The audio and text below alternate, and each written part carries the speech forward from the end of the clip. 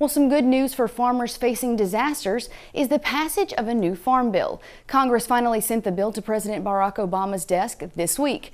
It not only strengthens risk management programs, but gives stability to agriculture after 3 years of uncertainty. And because this story is so important, we moved Neil Melancon up to the first segment of the show to give us the bottom line. The bottom line is brought to you by the Cotton Board, strengthening the fiber of our industry. As Kristen mentioned, after 3 years of bitter negotiations, Congress finally passed a new 5-year farm bill. With a vote of 68 to 32, the Senate approved the $500 billion farm bill that will end direct payments to farmers while expanding a new crop insurance program. The bill will also cut food stamps by about $8 billion over the next 10 years. Now, Louisiana Commissioner of Agriculture and Forestry Dr. Mike Strain applauded Congress for working together finally to pass the long overdue legislation. He says the farm bill will not only benefit Louisiana farmers, but also consumers across the world. But for the majority of Americans, it is also about the economics of America. It's agribusiness. It is the largest industry in America. We export over $140 billion worth of agricultural products.